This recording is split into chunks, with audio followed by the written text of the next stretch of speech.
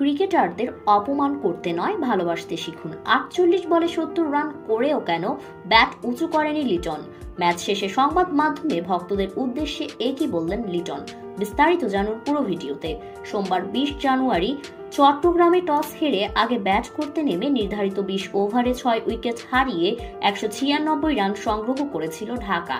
দলের হয়ে সর্বোচ্চ ৭০ রান করেছেন লিটন। জবাবে খেলতে নেমে ২০ ওভারে ৭ উইকেট হারিয়ে ১৯০ রানের বেশি করতে পারেনি সিলেট। ৬ রানের হার পয়েন্ট টেবিলের তলানিতে চলে গেছে সিলেট। অন্যদিকে এক ধাপ এগিয়ে ৬ উঠে এসেছে ঢাকা। তবে এই জয়ে তেমন একটা স্বস্তি পায়নি ঢাকা। তেমনি ৪৮ বলে ৭০ রান করেও স্বস্তি পায়নি লিটন।